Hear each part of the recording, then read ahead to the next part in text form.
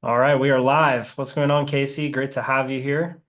Good to be here, Nathan. Man, it's uh awesome to be able just to sit down and have a conversation with today, man.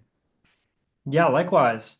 So, why don't you go ahead and introduce yourself, kind of let the audience know who you are, and we'll take things from there.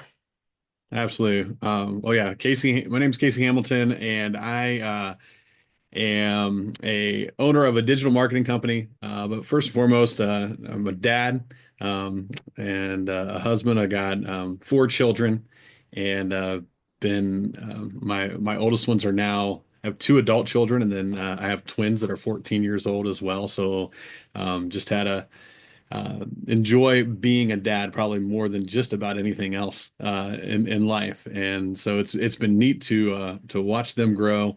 I'm also a business owner. I've run a digital marketing company for about 15 years and a software company. And so just been building in the business world.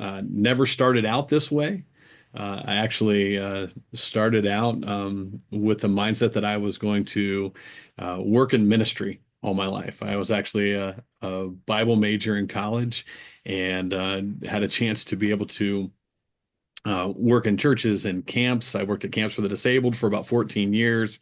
Actually had a master's degree in organizational leadership in camping, which is a little bit crazy, but Random.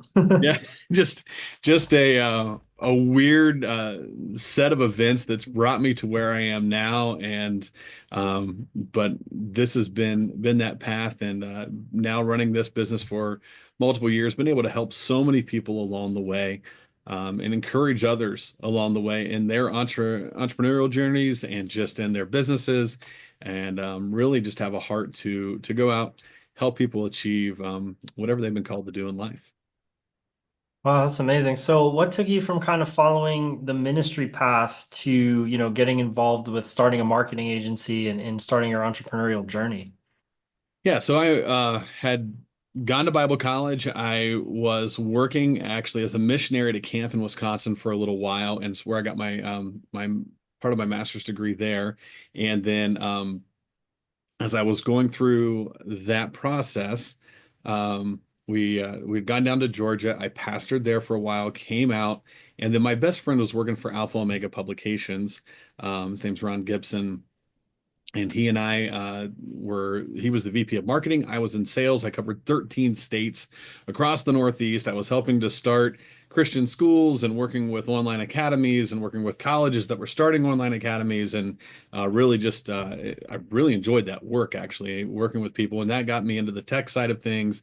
But as time was going on there, I was spending so much time away from my family that it just didn't line up with that part of life. And so, as I was going out to Iowa, which is where the headquarters was at that point, I was spending time with Ron, and we started talking about, man, we could probably take the things that we were doing with the colleges and with the business that we were at with Alpha Omega and be able to use those strategies with other people. And from there, we put together a website and put together all of our things to start our own digital marketing company. And in that first 6 months, we went from zero to six figures. So there was something that Wow. was there, which was really, really cool. But I really had a hard time with that transition of ministry now to just business. And it was tough. I actually was like, seriously, God, I'm going to sell Google AdWords the rest of my life. Like this is it. This is all I'm going to do now.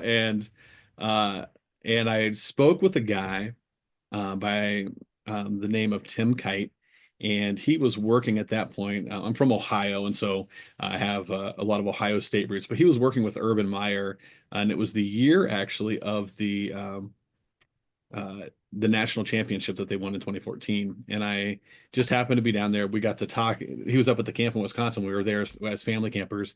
And then I called him up and I said, hey, I'm struggling with this transition. And he had been in ministry previously as well and was now working with colleges all over the country, him and his son. And they had started a business that way and helping them to be able to get the right mindsets, get the right growth patterns to be able to have success on the field.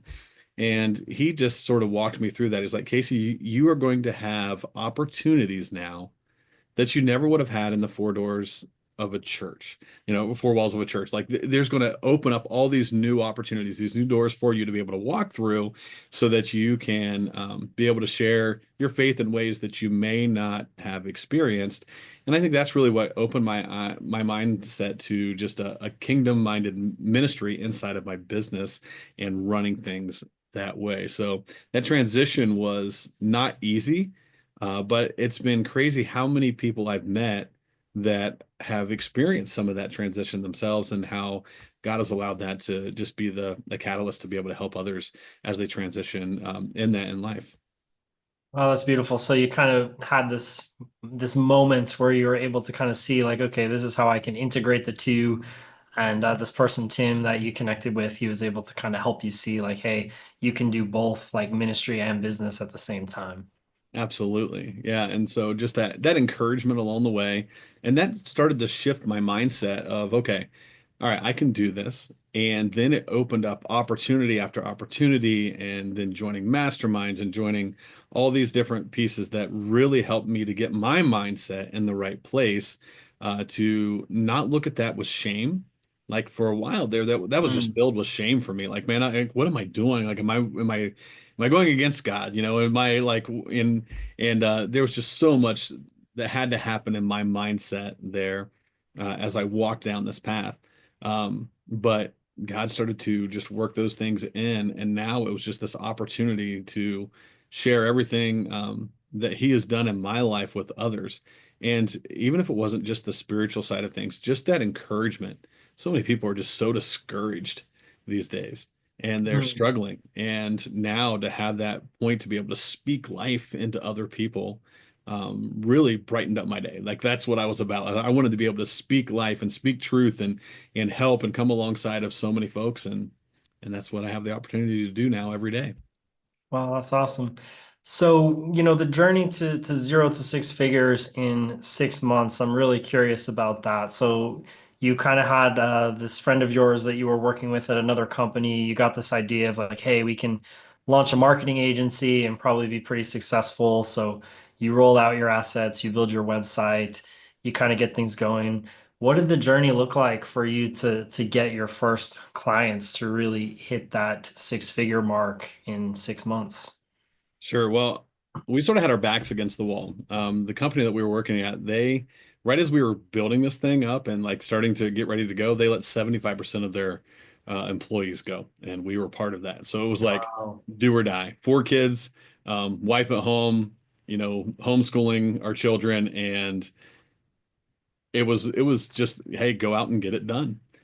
So we started to find different people that we had relationships with. I started networking and just talking to new folks. Um, Stayed in that educational realm for a long time, and that was our primary thing. We went after faith-based colleges, and we were doing lead gen. We were going after online academies, and just having the background that we did and the success models that we did with Alpha Omega, we were able to translate that into the business that we wanted to do. And so I just started to start calling people. We got a list. We actually used some VAs that were working with us to help go through and find every single person that worked in the admissions departments of faith-based colleges across the country. And I picked up that phone and started to dial and got a hold of person after person. And man, it was slow and it was hard. And I didn't know what I was doing. I mean, I was clueless of anything about marketing. I was a sales guy, and that was it. And so to sit down and try to walk through that path was really, really hard. People started asking me like, I knew what CPC was, cost per click, but then the guy's like, well, what's your CPA? And I'm like, why do you want to know about my accountant? I had no idea what was going on at that point. I'm brand new to all of this, but I just had to be willing to lay down some of my pride and then go back and learn and then just keep grinding and keep grinding and keep grinding until success started to come.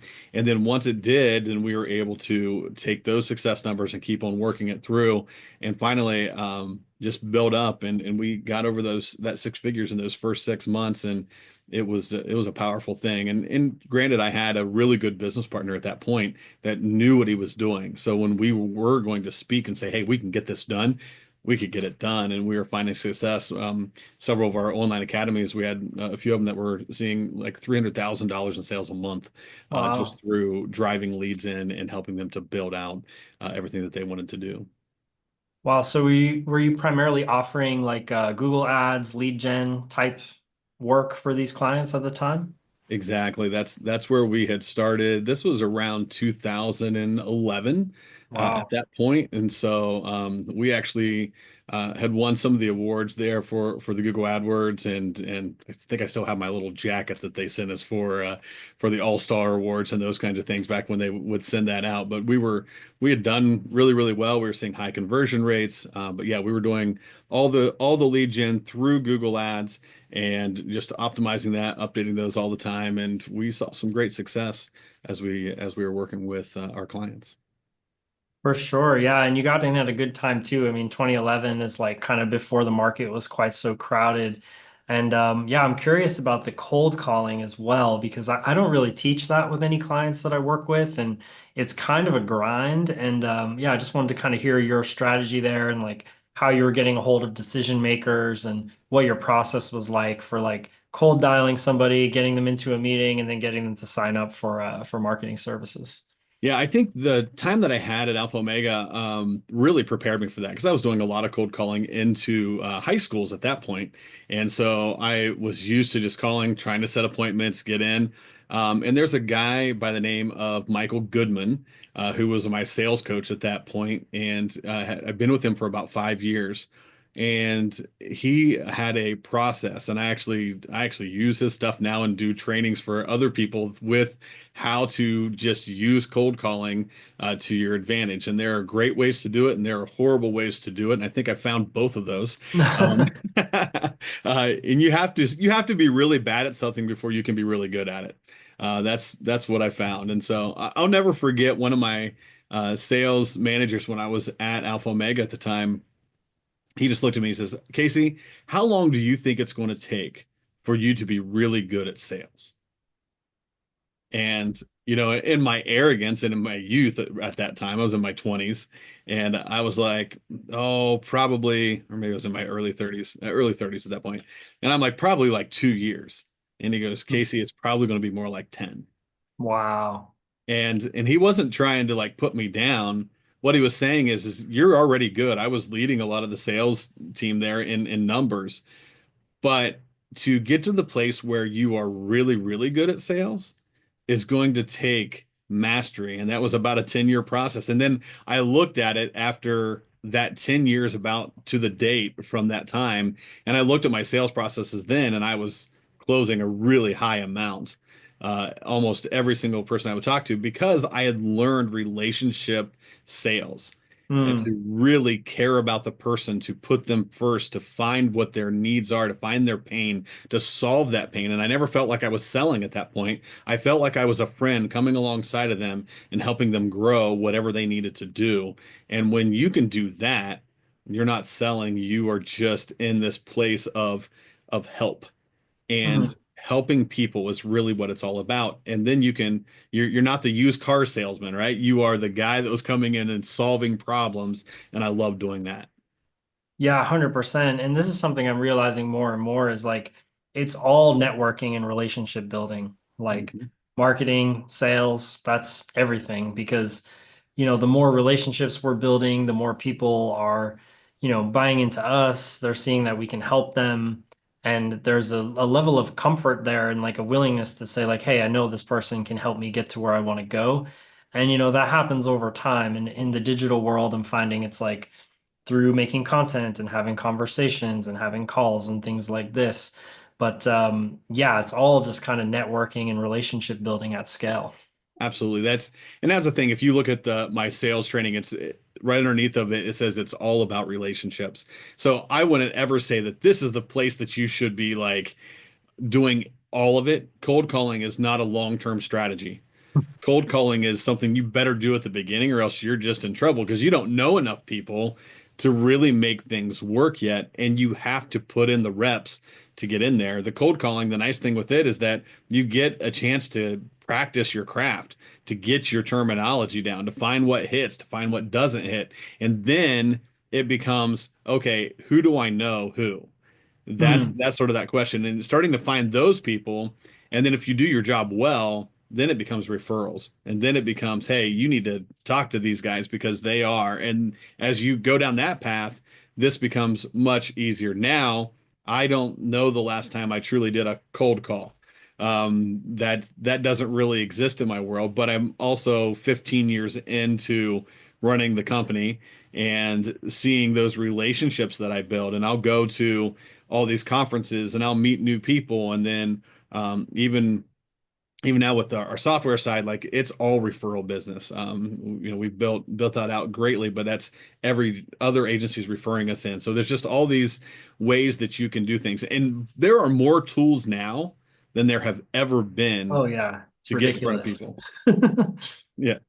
So no, there were, podcasts and social media. Yes, it was out there, but not utilizing like you see today. And it's a whole different world. We have so many ways we can reach out to people. Yeah, 100%. So, like, let's say that, you're advising somebody who's in the early stage of their business and they have some sales experience like you had, and they're like, okay, I think cold calling could be a good strategy for me to like land my first few clients and build up a little bit of a base to start getting referrals from there. Mhm. What tips would you have for them when it comes to actually like executing the cold calls? Set a number and hit it every day. Don't quit until you do. And that's really it. And it can be my number was not even so much the number of calls I was going to make, it was the number of actual conversations that I was going to have. Mm, So that was even more important to me than I'm going to dial this many numbers. It was how many conversations can I have today? And if I would set a conversation goal of five, 3 to 5 would be my ultimate goal. If I can get a hold of that many people and actually have a real conversation with them, then that's a relationship. And relationships are king. mm, The other things, don't start with business. As you're starting to get to know somebody, I find that not selling is actually more important than selling. Get to know them, find out about them, get them talking. Like that's the other thing is if you can, people love to talk about themselves. totally. So if you can ask good questions, that's really really important. Don't go that whole old school like trying to sell them, tell them everything in the world that you can do. Get to know them, figure out who they are. If you can get to that point with them, get to know them personally, then you actually have a much better chance of winning in that relationship.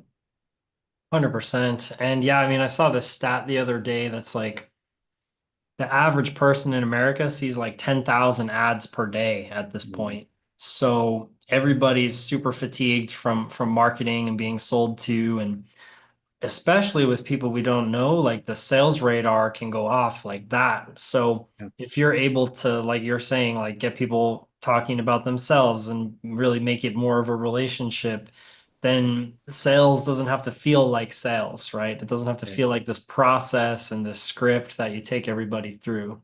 Yeah. You think about LinkedIn. LinkedIn was great for a while, and then everything now that you get on LinkedIn is a sales pitch. You think about Facebook, like I'm leery to hit accept on a friend request, even if they know some of the people that I know, because man, somebody's going to come and pitch me right out the gate. No relationship, or then it's a fake relationship. They have like 5 questions that they ask somebody up front to build rapport, and then but they bring no value into that relationship at all. And I'd much rather somebody, befriend me and then have good content that just draws me to them, that Mhm. shows that they're valuable. Like I would want to have a conversation with you. So when you call and you then message me after we've known each other for a while and you go, "Hey man, I've seen some of the things that you have," and vice versa. Now there's a relationship that can start to form there that doesn't feel like you're just coming to pitch me on your idea right out the gate. Yeah, and you've raised a really good point. A lot of agency owners I see are like just doing cold outreach and they don't have like a content strategy to back it up. Hmm. And what you've mentioned is like the push and pull of sales and marketing, right? So the marketing is like we want to pull people towards us, and then sales is just like that little push over the edge. Yep. And so, yeah, having a content strategy where people can see your personality, They can see your process. They can see how you can help them. It shows empathy that you understand them. It kind of lubricates the conversations in a sense and makes it easier to talk to people and build the relationships because they can kind of get to know you without having the one-to-one FaceTime. Exactly. Yeah, and I think AI is AI is going to change everything, but AI right now for a lot of people has become a way to spam. Mm, And so we got to be careful of that. The messaging that we have as we utilize that tool for what it really is, we're going to have to watch how we're utilizing it because yes, you're going to you might get a maximum result out of that, but it's going to be like everything else. It's going to last for so long, and then we got to come up with a new way to be able to get in front of people. And it seems like every time you do, then now we've got some automation that comes in and ruins it right out the gate. So you're right, good copy still having a human touch to that, I think is going to be important as we go into this new age of AI. yeah, totally. Because AI can't replicate the human soul and the human mind so much, like your own unique experience in makeup and composition and skills and everything else. So, yeah, I think for a personal brand, like AI, not the most useful on like the creation side of things, but I use it for just proofreading stuff, in the sense of like, hey, can you give me some feedback on this? Or like loading all my sales calls or like client avatar and getting some different ideas, more of like a refinement tool and an insight tool than like, hey, I'm gonna go like spam a bunch of AI content out there. Yeah, and there's going to be people out there going, "That's how I do it," and that's great. I'm not saying AI isn't powerful because it sure is, and we use it every day. My wife, it was even, she's like, "I created a form this morning." She's homeschool mom, and she's brilliant. She's been a teacher for years, but I started teaching her how to use some Chat GPT and some of these other AI models to be able to create new stuff, and we use it all the time. It's not that it can't be utilized, but boy it, I can tell at least now. I think it's going to get better. It's going to continue to evolve and get better over time. But I can tell the difference between somebody. You see even the comments inside of certain types of posts, and you can tell that that's all just spamming coming through with Mm. the only good things that are being said. So. Yeah, 100%. So I'm kind of curious about the journey now. So you went from cold calling, getting, your first few clients, building a six-figure lead gen agency in 6 months. And then how did you, start to really expand from there and get to the multiple six-figure level? What was the next step? Probably contracting and losing almost everything and then coming back again. Um, and if you haven't done that yet in business, get ready because it's probably going to happen. I wish I could say, man, I did it all perfect and it went out of this world. But in all reality, like we went up and then we went down again. And then we had to figure out, okay, well, we did this once. What can we do now to be able to grow up? So I switched a lot of my stuff to only relationship marketing at that time. So I started networking everywhere. And so networking became my number one thing. I was at every networking event you could possibly have here in the local area. After in 2016, after 5 years of working with Ron, um, he started another business that was like a website builder for churches, and I took over the marketing company and have been at it ever since. And so I had that opportunity now to start to grow, and I just went to every networking event that was possible. Didn't really know much about it. Ron had worked with the guy that had ran a digital marketing company out of Sioux Falls, South Dakota, and he talked about that all he did was network, and I really didn't know what that even meant at that Hmm. moment. Like, what does that even mean? How do you network and grow a business? Um, and I hadn't really read much, and I hadn't spent enough time really growing myself. And in 2016, when I did that, I realized that my bucket that I was going to pull from had to get to be a lot bigger. And because there are so many people, and I don't think it's in the entrepreneur world as much, but I still see some that they haven't read a book since high school. Oh man, that's sad. It is sad, but it's true for a lot of people, and they go out and they start and they only know this wee little bit of life. And so Hmm. they can't grow out of that. They can't reach down deep into that bucket and pull out something that is deep because the bucket's really shallow. And they can only talk about one thing because they can only think about one thing. they've never really grown themselves. And so as I started to do that, I joined a mastermind. That mastermind was with some really high achieving folks. I probably should not have been in that mastermind. Well, that's um, where you want to be though, right? exactly. I was thankful that they would put me in there. And from there, I started to grow. I surrounded myself with really, really high achieving people. And then everybody in that group tripled revenue in the first year and then doubled it again the next year. So like we were really pushing each other to get to the next levels. And part of mine was not so much marketing even myself, it was going out to these networking events, but I was finding new people, growing my knowledge base, getting better at my craft and just working through this, and then finding the right people that could join me to help me offer great products and great solutions. When I lost Ron, remember, I wasn't the marketing guy, I was the sales guy. So now it was going, okay, I've learned these things through some of the schools of hard knocks and just through just being around it for 5 years. So I knew some of it, but then it was like, okay, now I've got to put good players on the team to be able to grow this to the next level and get me to where I want to be. So I would say the number one things were getting that mastermind in place, networking, and getting the right players. So, yeah, having a group of people that you can mastermind with. I know like Napoleon Hill talks about that in Think and Grow Rich as being a super important lever. And then networking. So, expanding your connections, meeting more people. And sorry, what was the last one? Well, now you just put me on the spot. I'm trying to remember what I Oh, just said. sorry, man. I forgot too. um, So it's all good. Mastermind networking, and then building a good team. So yeah, Mm. having the right people on the team. And honestly, if we fast forward again, that's where we ought to head, because getting the right people on the bus and putting them in the right seats on the bus is really the number one thing that you can do as you continue to grow and progress. The people that bring you to 100,000 are not the same people that are going to take you to 200,000 or 400,000 or a million. And you're going to have to level up on those people every single time that you start doing business. Yeah, 100%. So, in all the networking you were doing, did you decide to just focus mostly on local clients at that point, or in like kind of broaden the niche to be like more of a local marketing agency, or how did that work? What did that look like?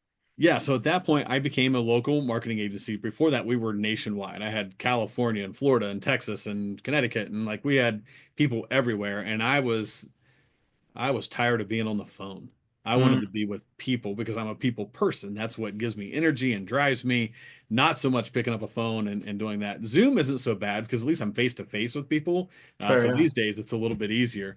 But at that point, it was just making phone calls and smiling and dialing, and that just wasn't it. But when I started going out and then going to all the networking places here and in the Central Ohio area and really working with people that were around me, that's what really started to catapult my relationships and get me to the place where, hey, I could provide for my family and take care of them on a consistent basis. And my wife could still stay at home and homeschool the children and those kinds of things. And there were tight times. And then we started to find more and more success as time would move forward. Awesome. Yeah. And I know like from experience with networking, it's somewhat dependent on where you live. Like if you are in an area where the economy is thriving or you have a small city or major city close by, you might be a little bit more successful than if you're in like a smaller isolated area. So what tips might you have for somebody who's like, I love being around people. I know I can help a lot of people in my community. How do I get myself out there? What networking events should I be going to? How should I be talking to people and building relationships? Like, what advice would you give that person? Absolutely. So one of the things I did when I first took over the marketing companies, I joined BNI.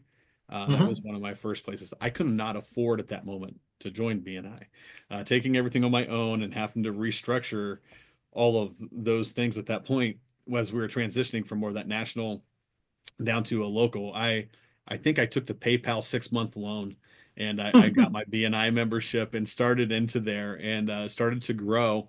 That was another point of just reset almost. I wasn't like going in just gangbusters. I had to start over once again, halfway through. And I'm like, man, this is crazy. But I did it. I got in there and started to build relationships. And I would say if you're going to network, the number one thing is be consistent in networking.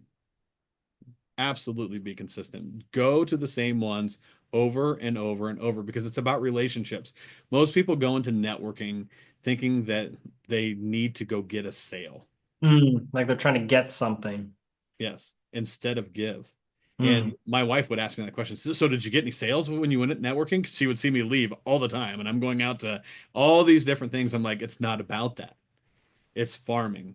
I'm planting seeds. I'm building relationships. I don't want to sell the person in front of me. I want to build such a deep relationship with the person in front of me that the next time that they hear anybody needs something like what I offer, that they say, "Man, you need to talk to Casey. He's a great guy, and I know he can help you."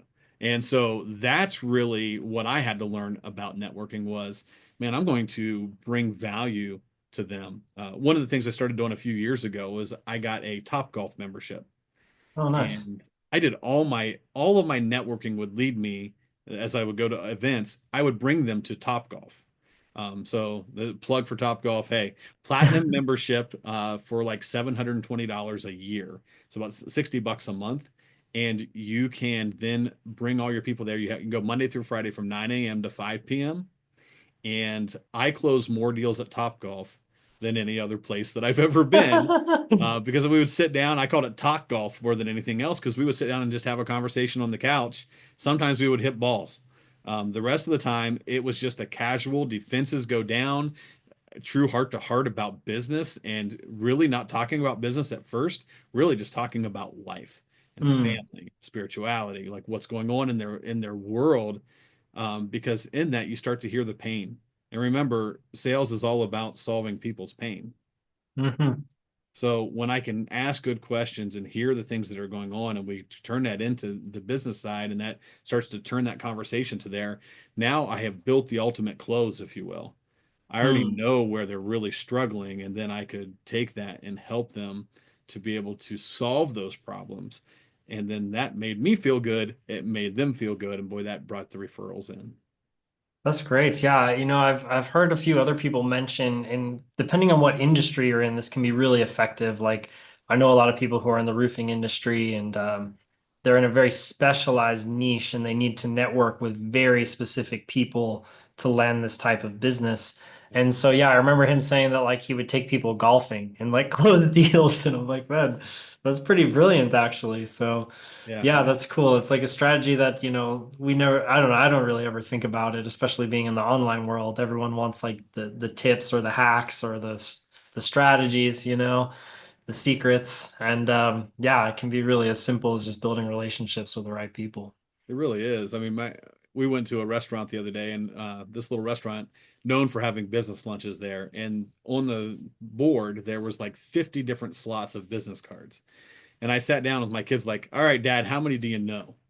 And we started going through, and I said, "I know 46 of those people out of the 50 that Wow. are on that board." And I said, "And I've had a breakfast, a coffee, or a lunch with over 30 of them."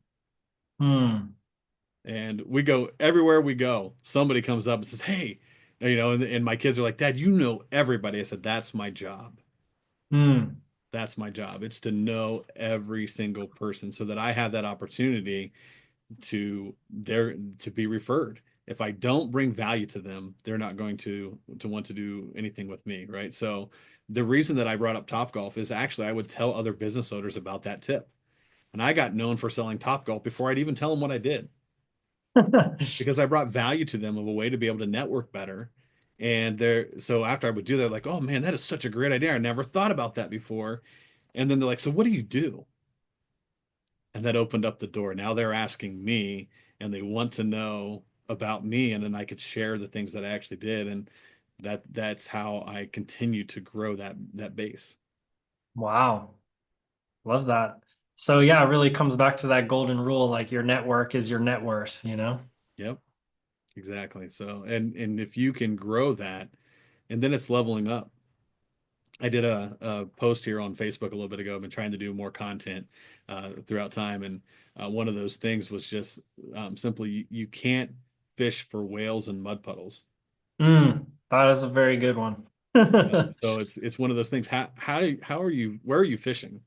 A lot of people are like, "Man, I tried networking and it just doesn't work." Well, does the puddle that you're in or the pond that you're in, does it have a big enough fish in it that you would actually even be successful inside of there? Now, there's nothing wrong with building the relationships, but the higher and higher you level up, the bigger the place that you're walking into, and some of those might be paid.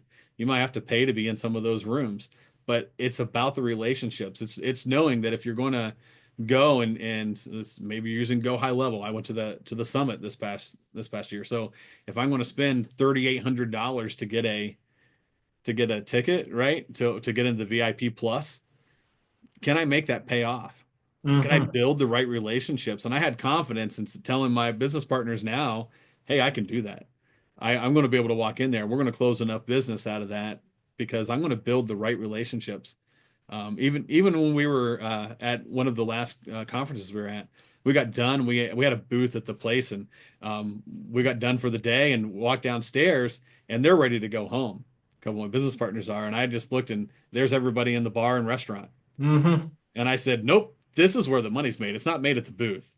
Right. It's about down here talking to these folks. And from there, man, I opened up all these relationships. And they're like, you need to go after that person to go talk to them. I said, no, I don't. I'm going to go over here to this guy who I have a decent relationship with, and I'm going to deepen that relationship so much with him. He's going to introduce me to all those people that I actually want to know. And when he tells them, then I don't have to sell myself. Mm. Brilliant. Yeah, you're giving me some good ideas. I'm about to go to Funnel Hacking Live in February. So yeah, it's great networking spot. I mean, you got some of the best players in the industry out there for sure. Absolutely. I think I'll be there too. So maybe we'll get a chance to meet up face to face. Oh, So that'd be great, man. Yeah, I would love that. yeah. Yeah, so the other thing you mentioned that really stuck out to me was hiring and delegating. And you mentioned, when we kind of had our first call, that this helped you effectively double or triple your revenue. So I'm curious to hear like what were your strategies there? Was this something you already had experience with, or are you kind of like learning on the fly, like how I hire people, how I build a team and all that? I'm probably not the best one to tell you how to hire somebody because I literally put it out on Facebook and said, "Hey, here's what I'm looking for. Does anybody know how to do this?" And my first person that responded was actually the person that I hired, and she was amazing. But Great. she responded with, "I think I can do that," and she became that person all the way through. But I will tell you, there were so many things that I hated to do that I just wasn't good at. And I had to take the amount of money that I was worth and just figuring that out. So we were talking the other day about the buy your time back, right? Yeah, great book. And so as I was reading that, even before I ever read that, I actually knew that principle. And I took how much we made last year, I divided that by 52 and divided it by 40 and said, okay, that's what I'm worth every hour because I'm the one driving the sales in my business right now. So if that's what I'm worth every hour, anything that I'm doing that I can pay somebody less than that per hour to get done, I've got to take it off my plate, especially the things that I suck at. Hmm. And that list was big. So, and if you're honest, you realize that there are a lot of things that maybe you don't suck at them. And I wouldn't say that I sucked at all of them. It's just that they were levels of proficiency for me. I was not good. They were not my zone of genius. They were not my highest and best use of time. So I went in and I am not the most hyper organized person. If you could see my desk right now, you would absolutely believe me. Mm. But I knew that I needed somebody that was really good at processes and putting together all the procedures and those kinds of things. So I went out and I hired somebody who I believed that could do that. And so Carrie came on and she's the one that started to do it. And I did not delegate, or I delegated everything to her, but I said, hey, this is not my area of expertise. I want you to put together all the processes that need to happen for this. And when she did it, then I went back and I could help to maybe tweak it here and there. But she had an 86 step process, which I only thought there were only 3 steps for it. Wow. Like she was just brilliant and she knew how to break it down in ways that I could never do. And so the number one thing that I learned was get the things off your plate, but make sure that you are only working in the places that you're going to bring the most value to your company and to your clients. And anything that takes away from that, don't do it. If you can hire that out, hire it out. Buy back that time because in that margin that you are creating for yourself, you now can go operate at your highest and best level. And then you're going to bring a place where that's going to bring more value into your company. So I hired Carrie. We doubled in revenue that year that I did, and I took 80% of the work off of my plate. Nice. That's how I got to go to Top Golf all the time. My wife was like, "You go to Top Golf like 3 times a week." I'm like, "Yes, I do." But I was making more money then, and I was doing better. And I had a process where I could sit there with the client, and I had a form that went straight to her. I'd fill out that form, and it was just a Google form, had the information, and as I'm sitting there, I'd ask them a few questions, fill that out, hit submit, and then it would show up in her inbox. She would then take that, put the contract together while we were still talking at Topgolf, and then I'll say, "Hey, are you ready to go ahead? We can get that done right now." And they would sign as we were sitting there, and I would close the deal because I used to have to do everything when I got home. Mm, And the biggest problem with that, if you are a solopreneur or just have a very small team and you don't have a lot of people that can handle all the stuff, here's what typically happened to me, and maybe it's happening to you as well. You get in and you don't want to sell. There's a mental thing that says, I'm not going to sell at this point because if I do, I know how much work that has to bring into my world and I don't mm. want to do it. Yeah, there's some cognitive dissonance. Yeah, but if you have somebody that can handle it, so you can just drop it into the funnel and then it goes out, and then I created it so that she could actually distribute all the work out to the rest of our team and got the right team members in place. And that's been an iteration of itself. But having that in place really, really helped me to be able to operate at my highest and best point of value. Yeah, for sure. And like speaking from my own experience, when I was a VP of marketing for a sales coaching company and I had my agency still on the side, I had to have like a team of about 12 people because the demand for the workload was incredibly high. So I had to gradually build up this team and interview people. And I remember like one of my first hires was like a VA, like you said, like a virtual assistant. Mhm. And then I was like, okay, I don't have time to write copy anymore. I got to hire a copywriter. Okay, I don't have time to manage the ads anymore. I got to hire an ads person. There's too many graphics now. I need to hire a graphic designer. And, I've just gradually built up this team. And I mean, I found most of the talent through Upwork, I remember. And my trick was like I'd screen people and I'd invite like top tier people to the jobs. So if any of them accepted, I knew like, okay, this guy's probably solid. And then I'd hire people who knew more than me. And and that was a game changer because then I didn't have to babysit them. Like I know a lot of agency owners who, they can't afford to hire the top level talent. And so they get stuck like they're not fully out of it. They're like half babysitting this person and half doing the work still. And then they're not able to truly free up their time from that role. So I hired people that were better than me, who knew more than me, or at least understood comprehensively the strategies I was running and how they could take the torch and run with it. Yeah, and that's so important. That's one of the things that I would say that I learned over the years was only hire A players. Because if you hire a B or a C player that you know isn't as good as even you are at it, then you do have to handhold them, babysit them, tell them to get it done. But if you hire the person that is an A player, they may cost more, but here's the difference, especially as an agency owner, you can sell it for more. Hmm. And you have the confidence to sell it for more because there's also a little bit of a distraction in your mind that says, man, that may not be worth this much. But if you know you can deliver and the person that you're going to drop that into their lap, they're going to actually be able to execute and give results, then you know that you can put a bigger price tag on that, which creates more margin and more profitability inside of your business and allows you to scale much faster than if you're selling something that you may not even have the confidence in because you got to be able to put your head on that pillow at night and know that what you charged was worth it. 100%. Yeah, and I'm actually coaching somebody right now who's going through this same problem, and maybe we can talk about this is actually a nice example for the whole dynamic of this conversation. But basically, he does cold outreach, doesn't have a brand, has kind of like a B or C level team doing the fulfillment. And the problem is because he's doing the cold outreach, the relationship threshold is very low. And so people don't fully buy into him by the time they're on a sales call.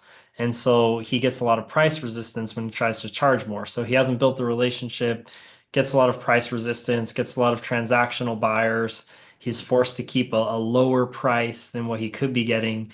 And then he's forced to hire people at a lower rate who aren't quite as good to fulfill on the work. And then that creates, this vicious cycle of like not charging enough and then not having the fulfillment team to do the job to the extent it should be done. So he's like strapped for time and money now with like 10 clients. So yeah, I think that this whole dynamic of the conversation really speaks to like stepping out of that trap and like building the right relationships, being able to get premium prices and deliver a premium product. Yeah. And I tell you what, I was in that boat at one point. And so I had a new guy that came on. I told him where I was because financially I could not afford the pricing that he had with my current clients. So I asked him if he would take a lower amount for those existing clients to be able to execute some work. And then I would sell at the higher amount for every new person that I brought on. But if I could bring him 10 or 15 clients in this way that would give him a base and help him, then would that work as I brought on new folks? And he agreed. Mm. Um, and so in that, I've been able to charge almost triple what I was before because we were bringing so much more value compared to what I was doing. And sometimes you just don't know what you don't know. You don't realize some of the things that you should do. You cannot be Superman in every area of marketing. There's a few guys out there that are like that.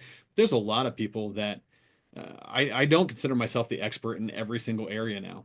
Mm. I bring on experts onto my team that know that area really, really well. I just need to know the person sitting in front of me, and then I need to know the strategies that are going to help execute what we're trying to do. So I always tell people I'm sort of like the mechanic there. I can tell you everything that's wrong with your car. You just don't want me turning the wrench in the background. Yep, yep, yep. Right? So I have somebody that's much better that knows how to do an oil change like nobody you've ever met, that knows how to do SEO or knows how to do all these things, and they stay up on it and they're the highest and best in that. And they'll come give me a breakdown of all the stuff. And oftentimes it's too deep even for me to even worry about the weeds. I'm like, just give me that main overview and what can we do? And then I will let you break that down as we meet with the client and we can look at their stuff and really go into that in-depth level because with as broad as some of the things that are happening inside of marketing are today, you just can't be that person at all times. You can want to, but you're going to end up going into those weeds, working in your levels of mediocrity instead of your zones of genius. Mm. Yeah, so now like fast forward to today, you built up this team, you went from 0 to 6 figures, hired people, doubled the business. And you told me since then you've kind of moved on to more of like a SaaS project now. You have like a software that you're helping people with, which is amazing. I've checked it out. I really love it. And yeah, why don't you just tell people like for one, how many hours are you working in your agency per week now at the multi six figure level? Because that was astonishing to me to hear, and maybe it can give up people something else to aspire to, and then we can get into kind of the software and all that. Yeah, so I'm spending less than 10 hours a week typically inside of my agency right now. We're not in hyper growth mode. I've spent a lot of time in the software side. My team is actively working every single day, but I found that man, I can sell somebody else's time a lot more than I can sell my own. Mine is very finite, but if I have multiple team members, I can really go. So a very small amount of time that I actually spend in the agency. And about 4 years ago, we took one of our products called Exact Match Marketing, like you can see here in the corner, and we turned it into a software that we white label out now to agencies. And I looked right before here, we're just under 350 agencies that white label that out. Um, I tell you, it was a lot easier building this business than it was my first one. I could take all the things that I learned and processed and bring it into a much faster growing business over these last couple years. So it took us about 2 years to actually build out the software. We built it from the ground up, took no venture capital. We bootstrapped everything. That's probably one area that I don't know if I'd change or not. That's a tough one. I wish we could have moved faster and maybe hired, but we brought in somebody that was really, really good at building, and we built this software up we got the right people in the right seats. So it was me and my business partner sitting down at 3 o'clock every Thursday having coffee and talking about these multi-million-dollar ideas. And finally I said, hey, we got to put one into practice or else we're done. Like we're not going to do it anymore, right? Yep. And so he was big into the tech side, could figure out anything. We had built a small business together prior to that, that Google actually shut down the capabilities of it. When I don't know if you remember those little disc that you could get that would like put out a signal, and it would like put it in the drop down of your notifications on your phone and have like an ad that would be there for anybody within like 100-yard radius around you. Oh yeah, yeah, yeah, yeah. Like geo fencing type stuff, geo Yeah. targeting. Yeah, but it was like you could carry it in your pocket and it would like broadcast. So it was a weird little tool Oh, that was out there, and I had a guy talk about it. I went in to talk to him about this, really my first meeting with Daniel, and we figured it all out, reverse engineered the whole thing, found a company in China, and within 3 weeks had a business up and going. And wow. we actually built an entire software where you could get on, log in, put an ad. We actually put an ad builder right in the software that would connect to those beacons and build an entire system for that. And we did it in 3 weeks with another guy who actually did all the coding. Daniel led the tech side of it, and I went out and sold it. And we turned that into a decent sized business. But within less than 6 months, Google shut the whole platform down. Wow. So, but we knew that we could do something together. And so we fast forward a little bit. We're sitting there talking about, man, we're doing all these things for companies, but how do we get them some things that are actionable? How do we get actionable items into what we're doing in the marketing of not just saying, hey, we had this many impressions or this many people came to your website or whatever that looked like. So we started with Exact Match. Um, Inside of that, we got the two different products in it that you can utilize. It just identifies people that come to your website. That's not necessarily new, but we get names and email address, mailing address, phone number, ways to market out. If you're driving people to your site, we can do it.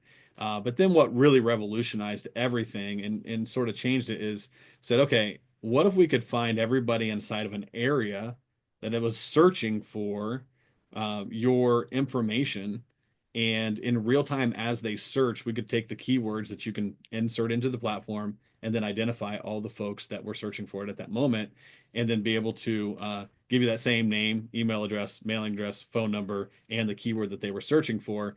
And we could do it for less than the cost of a PPC click. And it's sort of transforming the way that people are doing marketing, because now it sort of fills the top of funnel for an omnipresent marketing platform, and we're growing continually there. Build it so it's all referral based. We actually don't do any marketing for it. All those agencies have referred other agencies to us as we've continued to grow. Wow. 350 agencies, all referrals. That's amazing. Yep.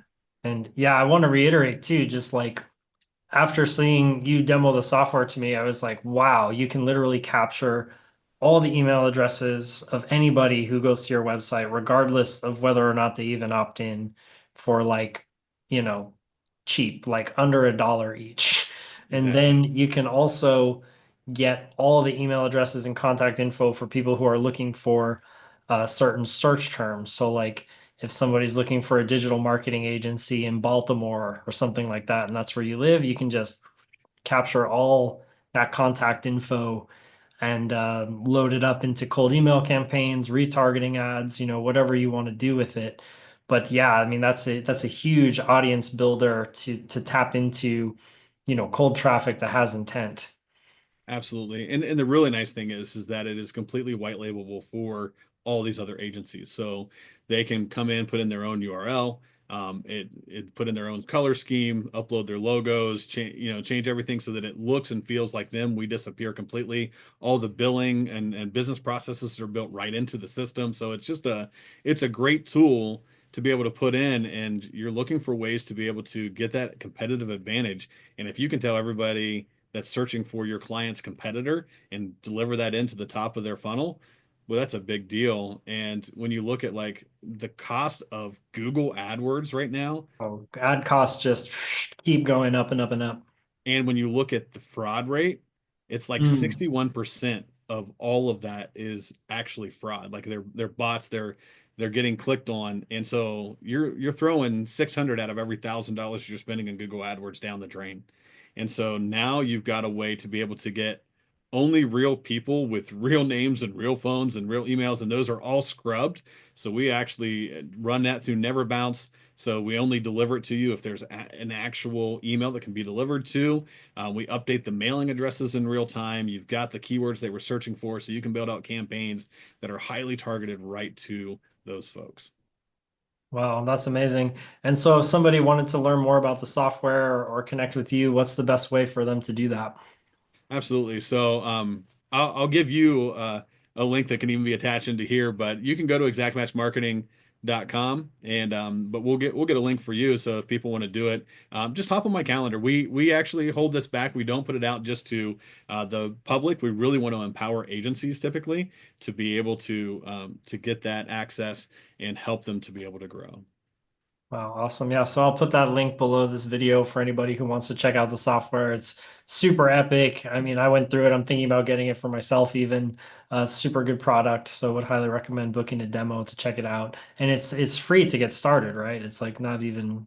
Yeah, we have no startup costs that are there. And so you just have a wholesale. We do a 1 year commitment, and your after your first 60 days, from day 60 to day 90, we do have a minimum spend that you're to hit. But really, it's if you get one client, it can cover that minimum spend. So it's just to keep you from sitting there not doing anything with it and just being on our servers. But we give you a tool that I've seen many people make thousands of dollars in their agency in the very first month that they have it, without any cost out of pocket to actually get the tool into their system. Wow. So I guess in closing, like what are three golden nuggets of advice that you would give to an agency owner who's at the six-figure level, who's kind of feeling plateaued and like they want to scale up, but they're just not sure of their next steps? What's like three golden nuggets that you would give them? Yeah. Number one, if you don't have an assistant already, go hire one. Get that person into your world that's going to take off the thing so that you can go do what you were made to absolutely do. Number two, always be learning. Don't sit back and think that you know it all. Get to the places where you are going out and you are learning the next thing. Read, spend time every day in something that's going to deepen your bucket that you'll be able to pull more and more out of every single day. And then number three, man, get into the right ponds. Start building relationships with people that are going to help you get to the next level. Maybe that's a mastermind, like what I did. Maybe it's going out to some of these conferences and surrounding yourself with the people that are in the industry that you're in, so that they can help you get to where you want to be. Because if you stay where you are and you don't ever excel in that and accelerate yourself to that next level, you're never going to see the growth that you really want to have. And so, so many tools, so many things out there that can help you to achieve what you really want to achieve. So that would be my advice. Beautiful. So hire an assistant, learn every day, and get in the right pond. Awesome. Absolutely. Cool, Casey. Well, yeah, it's been a pleasure having you on, man. So glad we could do this interview. And yeah, I look forward to connecting more. Absolutely, Nathan. Thank you for having me. And it's been a pleasure. Likewise.